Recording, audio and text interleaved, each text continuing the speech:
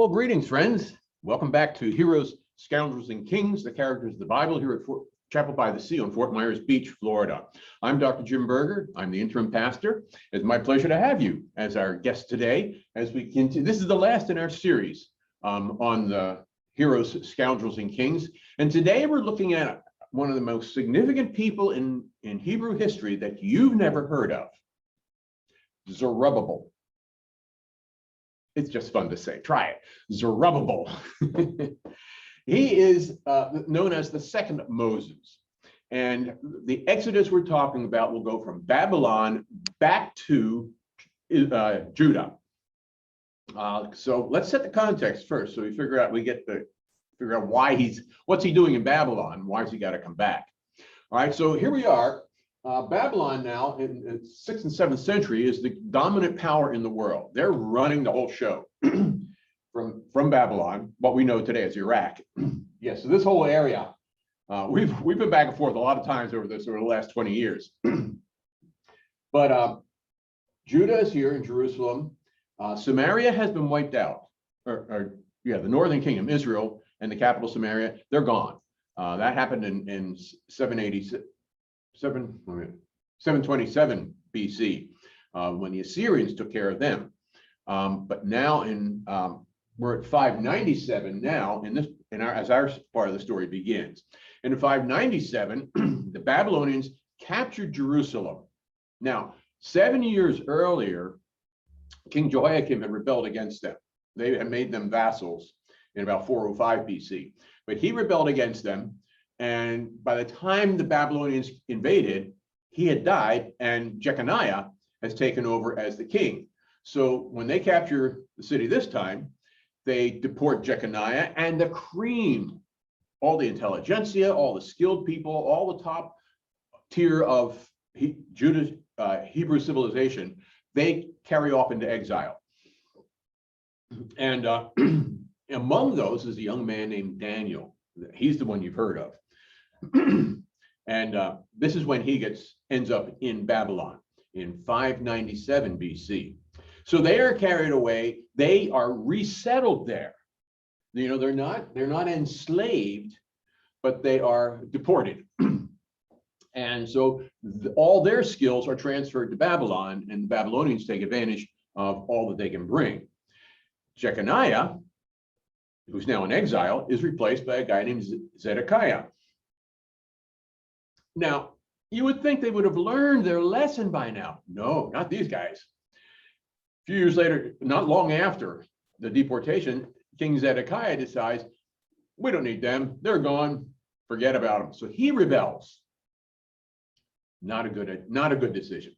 In 587, the Babylonians come back, and this time they capture Zedekiah. They chain him up, bring in all of his sons, and kill his sons one by one in front of him. Then they pluck out his eyes and carry him into exile as a slave. Then they level the city. This is when the Ark of the Covenant disappears in 587 BC. The Babylonians carry all the temple treasures back to the city, and that's where they end up. So now the people are deported. The people they take as slaves. The cream of the crop, they went as exiles, but these guys go as slaves. They deport the people they want. They leave a puppet governor in charge of the riffraff that they've left behind. Among those who stays is Jeremiah the prophet. And then this bunch will end up rebelling as well, and they're going to end up fleeing down to Egypt to get away. So they no matter how much what happens, they don't seem to learn. Now, over in Babylon, the prophet Ezekiel counsels the people to settle in for a long sojourn. You're going to be here for a while. This is not going to be a quick turnaround. Get ready, because settle down, because it's going to be a long time. Isaiah writes them and says the same thing. Among the people who's there is Daniel. By now he's a prince of Judah, but now he's serving in the court of the Babylonian king. So he's a very high-placed person. Isaiah is writing to them, and he's writing letters of comfort. Comfort my people. say to Jerusalem, your time has ended. They that wait upon the Lord shall renew their strength. They shall mount up with wings as eagles. They shall run and not be weary. They shall walk and not faint. That's Isaiah writing to them and saying, have heart, keep your strength up, but it's going to be a long time. So the important thing to remember is those Jews are there as exiles. They are not slaves. They have homes. They plant vineyards. Planting a vineyard is not like planting a tomato plant. Your tomato is going to produce its fruit and then die all within a year, all within a few months. Vineyards take years. You planting a vineyard, you're going to stick around. And that's what we're going to see as one of the realities. When the return happens, not all the Jews go, a minority go. The rest have got their lives established now. They've planted their vineyards. They've planted their olive trees. They're going to stick around. So they settle down, make a life for themselves, and that Jewish population will remain there for millennia. It's gone now. It's pretty much, with all the developments of the last 2 centuries, between the world wars and what's going on in the Middle East, there's virtually no more Jewish population there. Not like it was after the exile. So the Jews have settled in Babylon, but they long to go back. You hear this in the Psalms, by the rivers of Babylon, there we sat down and wept when we remembered thee, O Zion. How can I sing the Lord's song in a strange land? Let the words of my mouth and the meditations of my heart be acceptable to you, O Lord, my God. So they're crying and they're longing for the old homeland. They marry, their children marry, and they make, like I said, they change the way they worship God. There's no longer a temple, so there's no longer the sacrificial ritual. What evolves is the synagogue takes the place. And in the synagogue, they're studying the Torah, the 5 books of Moses, studying to know God and to understand God's word to them. And so they dig in, and that becomes the focus of worship. And it still is today. There has been no sacrifice at the temple since 70 AD in Herod's temple. Okay, so I'm getting ahead of myself.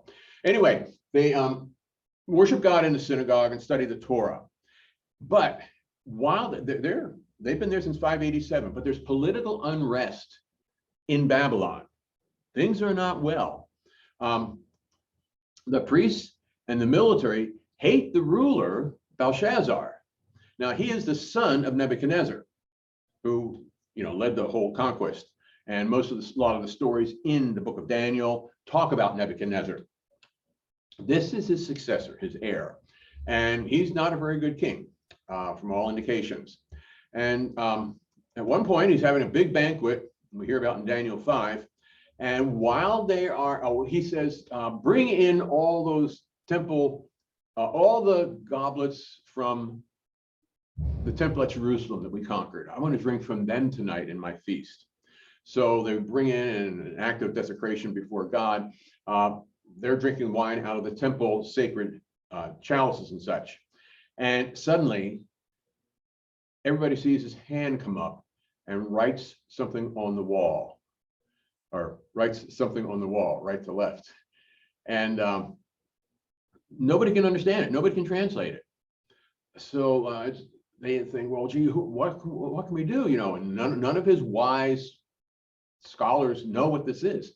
Somebody says, how about Daniel? Maybe he could help us. So as he sees these words on the wall, Daniel's brought in and he translates it. He says it's Mene, Mene, Tekel, Parsin. There it is, Mene, Mene, Tekel, Parsin. And what it means is God has numbered the days of your kingdom and ended it.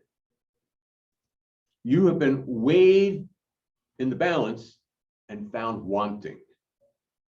And furthermore, your kingdom is divided and given to the Medes and the Persians.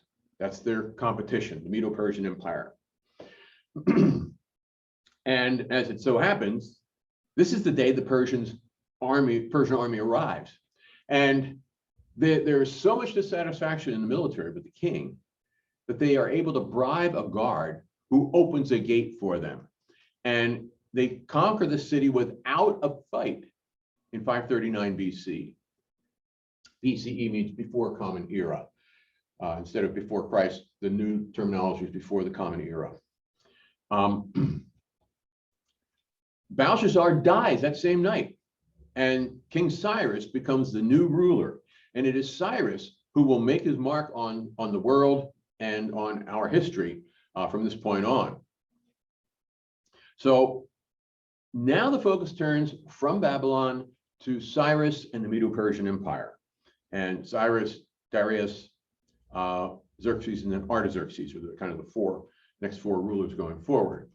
And the big thing Cyrus does, the Edict of Cyrus it's called, and we have actually found a cylinder with a clay cylinder with cuneiform writing on it, which is the Edict of Cyrus, in which he sends these peoples that were deported by the Babylonians, he sends them home with their wealth, with their temple treasures, with their personal items. And so he sends them home with all their temple trappings. And so there's another big journey, this time going the other way. But you can also see when you look at the Persian Empire that it has extended farther than the Babylonian Empire did. It's much more extensive and lasted far longer. The Medo-Persian Empire was around until the time of Alexander the Great. They come back and they return. Their leader is a guy named Zerubbabel. This is where we meet Zerubbabel. Now, the thing about Zerubbabel is he has credentials. He arises as the leader of the Jews. The reason why he's so accepted is he's the grandson of Jeconiah, that king that was deported, not the one who was blinded. That was Zedekiah. Jeconiah, the one they brought with them. He's descended from the king of Judah. He's a son, and he's descended from King David. So he has the credentials. Furthermore, Cyrus appoints him to go back and be the governor of Judah. So he goes with all the power and all the authority of the Persian king. And he leads the first of three groups that return in the second Exodus. He's the one we know about. We don't know who led the other two. But the people gather together, they collect all their stuff, and with all their wealth, anything they want, they go back to Jerusalem. And so they are the returning ones. They refer to themselves as the remnant. Altogether, we're given the exact number in 2 Chronicles, 49,897 Jews and their slaves depart with the temple trappings. And their slaves. Did you catch that? These are wealthy people. So they're heading home. And it's a long, perilous journey. And Zerubbabel leads the way. Now, remember, the first Exodus was 2 to 3 million people. So this is much, much smaller. There's only 50,000 people here. Far smaller. And they call themselves the remnant, because there's a passage from Isaiah where he says, a remnant shall return. And so they think of themselves as the faithful remnant. When they arrive, they find a land still devastated. Jerusalem is in ruins. There are a few small farms around. There are some people living there. They are under the control of the Medo-Persians, of the Persian Empire. And it's an extreme contrast to the land that they just left, a prosperous, well-developed civilization. They're just in no man's land now, but it's home, and they're back. And that's all. That's what matters to them, is they are home. And Zerubbabel, their new Moses, has led them back. So they set to work. But the people who were left behind are hostile to the newcomers. It's been 50 years or more. I mean, it's been a long time and a couple of generations have passed. Where you guys been? We've been here suffering the whole time. What makes you think you're so great now coming in? And they fear, the locals fear, that these newcomers are going to try to recover their former properties and take their land from them. Sound familiar? Not in my backyard, or I was here first. No, you weren't. The same kind of struggles we see and hear about in our world today, they were dealing with back then. So it's no different. Human nature doesn't change, only the times do. So Zerubbabel erects an altar on the site of the temple, of Solomon's temple, and he reinstitutes the celebration of the 7 major feasts of Judaism. So they're back into their rhythm of the cycle of feasts every year. So just like this coming Sunday, we will begin the season of Advent as we prepare for Christmas. Okay, now we are into our liturgical year and the events that unfold for us every year. That's what they're doing with their 7 feasts. And they lay the foundation of the temple. And because their goal is first to rebuild the temple.